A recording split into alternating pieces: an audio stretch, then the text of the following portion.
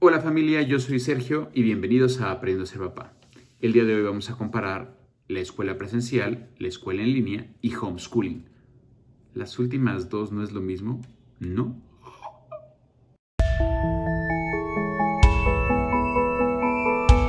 Bueno, pues antes de comenzar quiero hacer una mención a Del Carajo TV, que hicieron una mención sobre aprendiendo a ser papá y llegaron alrededor de 200 nuevos suscriptores.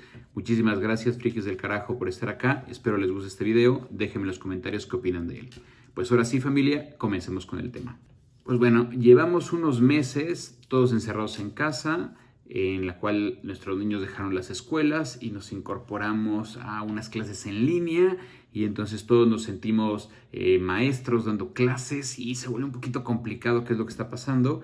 Y he escuchado a varios papás decir, bueno, pues si esto es homeschooling, pues no está tan difícil o está súper difícil y creo que hay una confusión entre los conceptos y quiero justo hablar de eso.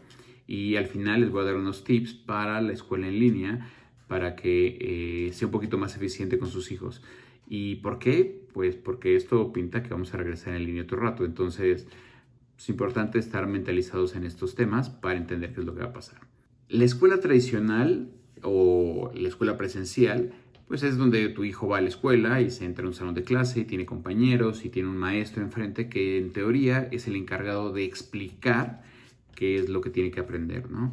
Entonces se toma un programa diseñado por una Secretaría Nacional o por un Ministerio de Educación o como se llame en tu país, y esto pues es un programa que siguen todos los niños, ¿no? Y el responsable que se cumple es el maestro, y el maestro decide cómo se va a dar, con qué material, en qué tiempo y a qué profundidad.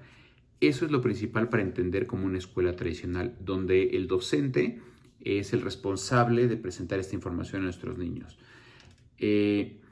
Cuando nos movimos a una escuela en línea, en ese momento ese paradigma o esa manera de pensar quedó destruida. ¿Por qué? Porque nuestros hijos no van a la escuela, no están en un salón, ni siquiera el maestro puede decidir el material porque dicen, necesitamos que traigas una esponja y pintura de colores. Y entonces, pues no tengo pintura de colores, ¿no? Entonces tengo acuarelas, ¿te sirven? Pues vamos a ver si se puede. En ese momento ese paradigma se rompe porque no se están cumpliendo estas constantes, ¿no? Empiezan a surgir cosas muy raras. A algunos niños les funcionó muy bien, a otros niños no les funcionó muy bien, de hecho a otros les funcionó muy mal. Y bueno, eso hace justamente un cambio y hay que entenderlo para ver cómo tendría que funcionar.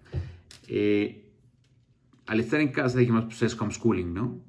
Home, casa, school, escuela, la escuela en la casa, homeschooling. Pues no. Eso no quiere decir justamente, cuando uno empieza a hacer homeschooling es una decisión personal, de decir, mi hijo no está funcionando bien en la escuela o no me gusta lo que está aprendiendo en la escuela y yo me voy a responsabilizar de enseñarle lo que yo creo que es lo que necesita. ¿Ok? Y esta es la manera en que la educación se daba durante los siglos de los siglos. Amén. ¿Qué quiere decir esto? Bueno, pues quiere decir que si tú vivías en una comunidad donde se sembraban rábanos, pues lo más importante es que tu hijo aprendiera sobre el cuidado de los rábanos, sobre cómo plantarlos, cómo regarlos, cómo cuidarlos, cómo arar la tierra para tener rábanos, ¿ok? Entonces era el aprendizaje principal. Los papás tomaban decisiones con respecto a lo que había en ese medio. En el momento que se creó la institución que conocemos como escuela, pues bueno, se plantearon estos programas nacionales donde se tenía que aprender ciertas cosas en común. Justamente, al entrar a un sistema de homeschooling, tú puedes decir, yo no estoy de acuerdo en que mi hijo aprenda esos conceptos en este momento, sino los puede aprender en otro. Y tú te responsabilizas de qué es lo que quiere aprender. El sistema de homeschooling es muy práctico si tu hijo no se está adaptando a un sistema tradicional. Puede ser porque le toma un poquito más de tiempo, puede ser porque no tiene las mismas herramientas sociales. Hay distintas razones por las cuales deciden hacer esto, pero en ese momento tú te responsabilizas de todas las actividades que tienes que llevar en la escuela, tú y tu hijo, ¿no? Entonces, ¿y qué quiere decir esto?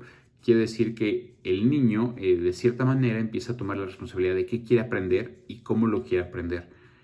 No es que no tenga que hacer nada o no tenga que cumplir ciertas cosas, no. Lo que pasa es que si él quiere trabajar más biología que español, pues es su decisión y entonces él va encontrando cosas que a él le parecen interesantes o que a ti te parecen interesantes para él. ¿Es más trabajo? Sí, porque tú diseñas el programa. Los papás que entran a hacer homeschooling con sus hijos No es que descargan una guía de homeschooling, la leen y pues acábate este libro y ya acabaste. No, justamente el problema es que pues tú vas decidiendo o no hay nada escrito y entonces va tomando tiempo. Estaba leyendo una guía de cómo empezar a hacer homeschooling y te dicen, lo primero que hay que hacer para hacer homeschooling, hay que hacer deschooling, ¿no? Que quiere decir, tenemos que dejar de ir a la escuela o tenemos que romper la rutina de la escuela y nos vamos a tomar 1 o 2 meses para conocernos, para armar una rutina en casa y de ahí vamos a empezar a incorporar elementos escolares. Tac, tac, tac, tac. Y entonces todo se empieza a volver un aprendizaje. Esto no fue lo que pasó cuando empezó ahorita lo de la cuarentena. Entonces quiere decir que no estamos haciendo realmente homeschooling. Lo que estamos haciendo es otra cosa diferente. Si fue eficiente o no fue eficiente, pues tiene que ver porque en ningún momento se nos preguntó si queríamos hacerlo, ¿no?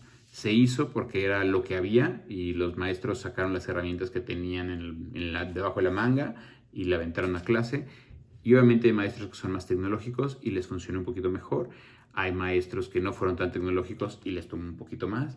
Hay maestros que son muy creativos y hicieron cosas maravillosas, pero bueno, ese es el problema, que no hay como un precedente, entonces todo el mundo inventamos lo que pudimos hacer con nuestros alumnos. Y primero fue un poquito como a tumbos y fuimos como agarrando cierta estructura y nos dimos cuenta de ciertas cuestiones. La primera es que es muy pesado estar conectado a una computadora todo el día tomando clases, siguiendo instrucciones, se cortaba el audio, entonces se iba volviendo un poquito más complicado como todos estos factores y entre más pequeño es tu hijo, más complicado era, ¿no? En nuestro caso tenemos 2 niños, uno de 2 y uno de 4 y pues para Fer fue complicadísimo conectarse a las clases en vivo, no le gustaba. Los videos que le grababan a sus maestros, sí, los veía muy bien, hacía las actividades, le gustaba, saludaba a sus mises, pero cuando veía que interactuaban, le daba una pesadez y no quería hacerlo y eso era un poquito más complicado, ¿no? Eduardo, de 4, no le costó tanto trabajo, de hecho lo tomó bastante bien, pero al final ya estaba un poco agotado de todo esto, ¿no? Entonces, para que este esquema funcione, tiene que ser como un poquito más aula invertida, ¿no? ¿Qué quiere decir esto? Se le tiene que poner tareas para que el niño investigue, haga cosas y vaya él como obteniendo un poquito del conocimiento que él desea, pero de la manera que él quiera hacerlo. Y es un poco complicado con niños pequeños porque requiere un poquito más de supervisión. Con niños un poco más grandes va siendo un poco más fácil. De hecho, pues ese es el esquema que se debería plantear a nivel universitario, ¿no? Donde el maestro plantea un tema y pues bueno, ahí están los libros, investígalo, vamos a hablar de esto y hay dudas, comentarios, y la gente hace un debate sobre los temas, ¿no? Pero eso no fue lo que pasó a final de cuentas, ¿no? Entonces, ¿qué es lo que queremos de esta nueva dinámica? Entender cómo es que hay un choque entre el paradigma tradicional, el paradigma de hacer las cosas en casa y un paradigma tecnológico que son las clases en línea. ¿Cómo debería funcionar de aquí en adelante? Pues bueno, creo que un poquito de todo. Tenemos que hacernos responsables como en el homeschooling de qué queremos aprender y qué queremos enseñar a nuestros hijos, porque evidentemente no los podemos conectar todo el día a una computadora y dejar que los maestros dominen todo el tiempo la clase y expliquen, porque se vuelve muy pesado para nuestros hijos, ¿ok?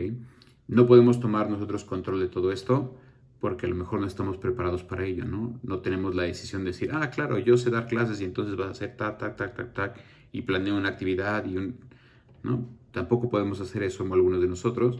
Entonces tenemos que hacer un pequeño híbrido y te voy a dar 8 tips muy rápido para hacer escuela en línea.